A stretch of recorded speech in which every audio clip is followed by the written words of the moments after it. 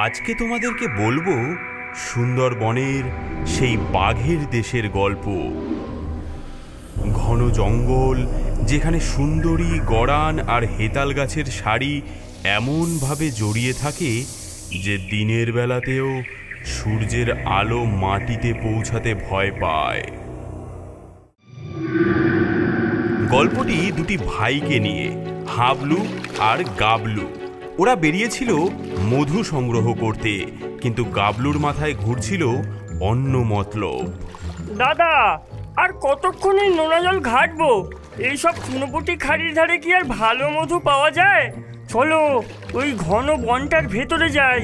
শুনেছিলাম ওখানকার পদ্ম ফুলের মধু খেলে নাকি 3 দিন ঢেকুর ওঠে। চুপ কর গাবলু, তোর কি প্রাণের ভয় ডর নেই? দেখছিস না বেলা পড়ে আসছে। এখনই বন বিবির নাম নিয়ে আমাদের ঘরে ফেরা উচিত। লোকে বলে এই হেতাল বনে নাকি ঝুমরি ডাইনি থাকে। আমার পেটে ছুঁচোয় ডন মারছে। চলো না ওই দ্বীপটায় নেমে দেখি, যদি দুটো মোটা সোটা কাঁকড়া পাই, ঝাল ঝাল করে রাঁধলে যা লাগবে না। হ্যাঁ, কাঁকড়া? তোর মাথায় এখন কাঁকড়া ঘুরছে? যদি ডাইনিটা এসে আমাদেরকেই কাঁকড়ার মতন করে চিবিয়ে খায়, ওরে বাবা রে। দ্বীপে নামতেই দুজনের চোখ চড়ক গাছ। গোটা দ্বীপটা ফাঁকা, শুধু মাঝখানে একটা ছোট্ট মাটির কুঁড়ে ঘর, কিন্তু তার চালটা খড় বা পাতার নয়, মনে হচ্ছে যেন হাজার হাজার মাছের কাঁটা দিয়ে বোনা। গাবলু, আমার কিন্তু প্যান্টটা ভেজা ভেজা বলে মনে হচ্ছে। চল ভাই, এক্ষুনি পালাই। এখানকার গন্ধটা ভালো না। মনে হচ্ছে যেন কেউ মাছের ঝোলের সাথে মোজা সেদ্ধ করছে। আহা, কি দারুণ গন্ধ! মনে হচ্ছে নতুন কোনো পাঁচমিশালি রান্না হচ্ছে। কাঁকড়া পোলাও হতে পারে। দিদা, ও দিদা, বাড়িতে কেউ আছেন? গাবলুর ডাক শেষ হওয়ার আগেই কুঁড়ে ঘরের ঝাঁপটা ক্যাঁচ করে খুলে গেল। ভেতর থেকে বেরিয়ে এলো এক বুড়ি। চুলগুলো পাকা পাটের দড়ির মতো, চামড়া কুচকে যেন শুকনো খেজুর। মুখে একটাও দাঁত নেই, কিন্তু মাড়িগুলো অসম্ভব লাল। ইনি হচ্ছেন ঝুমরি ডাইনি। কে রে তোরা? আমার হুকুম ছাড়া আমার খাস দ্বীপে পা রেখেছিস যে বড়? হ্যাঁ, মাসুল এবার দিতে হবে তো। আমরা মধু খুঁজছিলাম দিদা। আপনার বাড়ির গড়নটা তো ভারী অদ্ভুত, একেবারে খাঁটি জিনিস দিয়ে বানানো। ওই চালটা কি মাছের কাঁটা দিয়ে বানানো? কোন কারিগরের কাছ থেকে বানিয়েছেন? তোরা তো বেশ মজাদার ছোকরা দেখছি। বস বস, তোদের জন্যই তো কাঁকড়ার ঝোল চাপিয়েছি উনুনে। আয়, আমার হাতের রান্না খেয়ে যা, জীবনেও ভুলতে পারবি না। ঝুমরি ডাইনি দুটো মাটির থালায় ধোয়া ওঠা ভাত বেড়ে আনলো। হাবলু ভয়ে ভয়ে বসলেও গাবলু জিভ চাটতে চাটতে বসে পড়ল।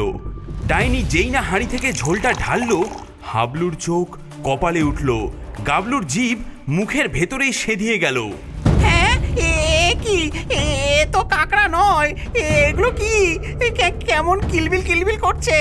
দিদা, আপনার কাঁকড়াদের পাখা গজিয়েছে নাকি? এগুলো তো উড়ছে। আরে আরে না, এগুলো তো সাপের বাচ্চা। চুপ চুপ, একদম চুপ। একটু উপরে সাজিয়ে দেওয়ার জন্য দিয়েছি। খা খা, ভালো ভালো স্বাদ লাগবে। খাবি কিনা বল, নাকি তোদেরকেই ছোলে চুবিয়ে দেব? ওরে বাবা রে, কি ভূতের পাল্লায় পড়লাম।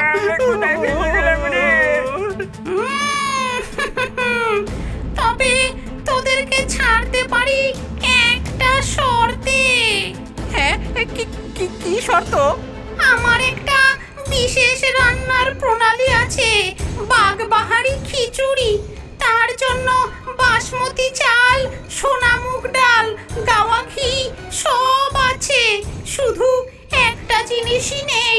সুন্দরবনের সবচেয়ে বড় বাঘটার বাঁ দিকের সবচেয়ে লম্বা গোঁফটা, হ্যাঁ গোঁফ, যদি কাল সকালের মধ্যে এনে দিতে পারিস তবে তোদের এই এক হাঁড়ি মোহর দেব। মোহর? এ আর এমন কি কঠিন কাজ? আমি এক্ষুনি এনে দিচ্ছি দিদা, আপনি শুধু খিচুড়ির চালটা ধুয়ে রাখুন। হ্যাঁ, তুই কি পাগল হলি? জ্যান্ত বাঘের গোঁফ, বাঘ কি আর তোর আমার মতো দাড়ি কামানোর সাবান লাগিয়ে বসে থাকবে নাকি যে তুই আরামসে গোঁফ কেটে আনবি? হ্যাঁ, কিন্তু ততক্ষণে অনেক দেরি হয়ে গেছে। লোভী গাবলু তখন মোহরের স্বপ্নে বিভোর। দুই ভাই ডাইনির কাছ থেকে বিদায় নিয়ে গভীর জঙ্গলের দিকে রওনা দিল। ওরে ওরে, কি কি ঝামেলায় পড়লাম। দাদা, এত ভয় পাচ্ছিস কেন? ভাব একবার, এক হাড়ি মোহর পেলে আমরা কি কি করব। প্রথমে একটা বড় মিষ্টির দোকান খুলবো, তারপর রোজ 1 কেজি করে রসগোল্লাও খাবো। হালু, ওরে ওরে, ওটা কি? দাদা, পেয়ে গেছি, বাঘটা ওই ঝোপের মধ্যেই আছে। চলো চলো, আমাদের গোফ অভিযান শুরু করা যাক। দাঁড়া দাঁড়া গাবলু, এত সহজ নয়। আমার ষষ্ঠ ইন্দ্রিয় বলছে কিছু একটা গোলমাল আছে এখানে। বাঘ থাকলে তো হরিণ, শেয়াল সবাই দৌড় লাগাতো। এখানে তো একটা টিকটিকিও নড়ছে না। ওরা পা টিপে টিপে ঝোপটার দিকে এগোতে লাগলো।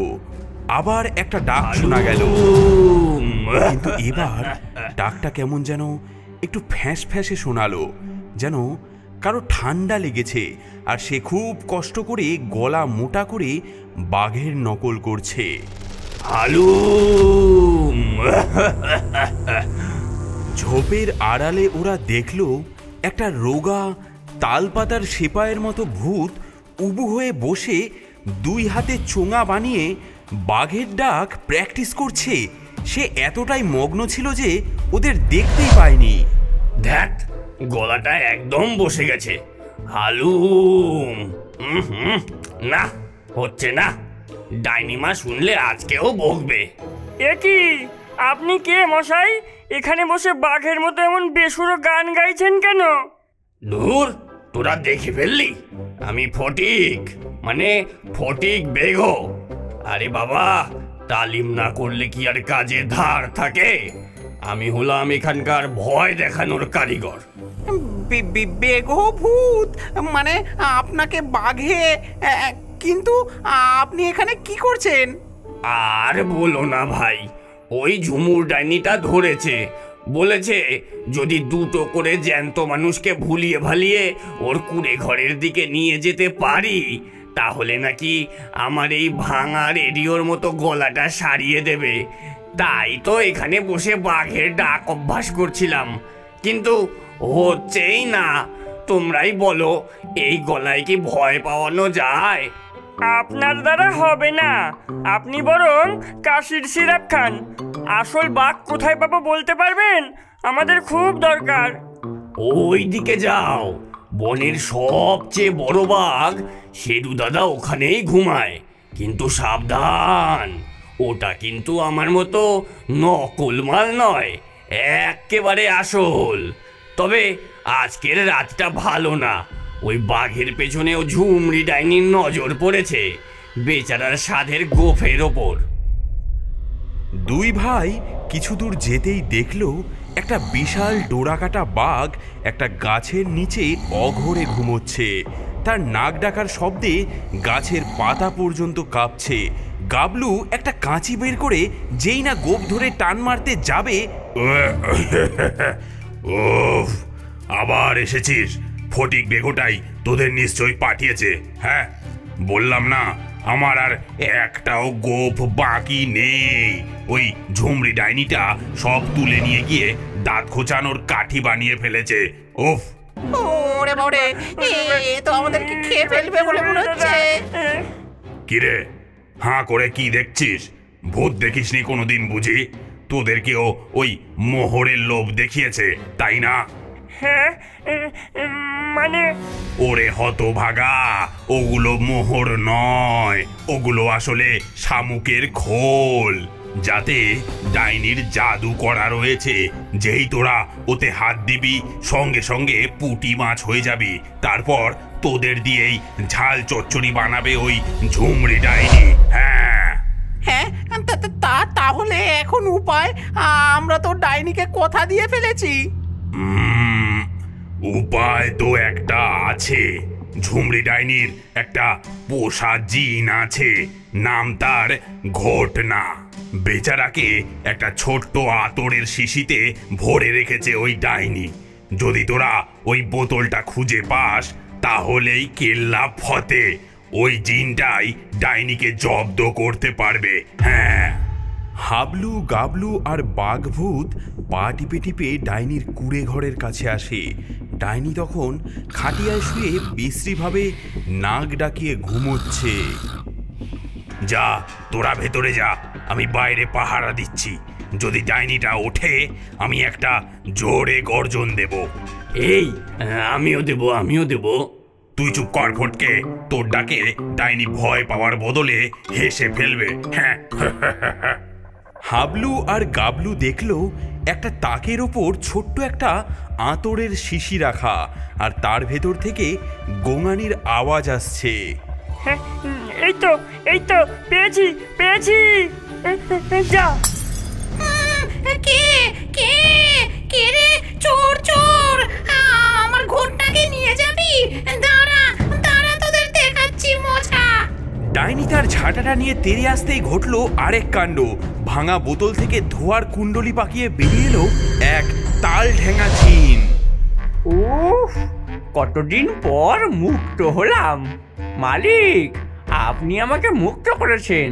বলুন, আপনার জন্য আমি কি করতে পারি? 3টে বর চাইতে পারেন, তবে প্রথমটা বিনামূল্যেই দেব। সবাই অবাক। জিনটা এখন আর ডাইনির গোলাম নেই, সে এখন গাবলুকে তার মালিক বলছে। আমি আসলে এই জঙ্গলের মোড়ে ঘটনা মিষ্টান্ন ভাণ্ডারের মালিক ছিলাম। আমার রসগোল্লার খুব নাম ডাকছিল। ওই ডাইনি একদিন আমার সব রসগোল্লা খেয়ে নিয়ে পয়সা না দিয়ে আমাকে জাদু করে এই বোতলে ভরে রেখেছিল। সে বলেছিল যে বোতলটা ভাঙবে আমি তারই গোলাম হয়ে যাব। ঘটনা, আমার প্রথম ইচ্ছে হলো এই খিটখিটে ডাইনিকে 100 বছরের জন্য ঘুম পাড়িয়ে দাও, যাতে ও আর কারো দোকানের মিষ্টি বাকি করে না খেতে পারে।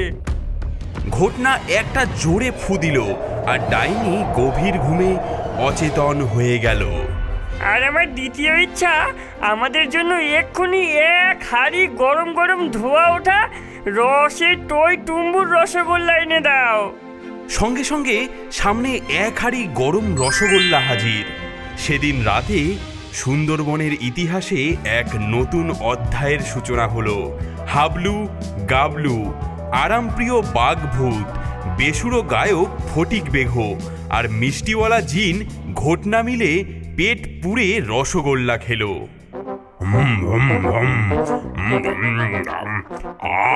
শান্তি কি! আহা, ফটকে, দেখলি তো, আমরা ভূতেরা একজোট হলে ডাইনিও হেরে যায়।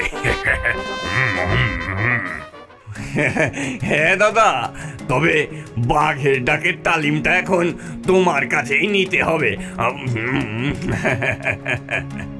পরদিন সকালে ঘটনা তার জাদুর কার্পেটে করে হাবলু আর গাবলুকে গ্রামের ঘাটে পৌঁছে দিয়ে গেল। তাদের হাতে ছিল আরও 1 হাঁড়ি রসগোল্লা।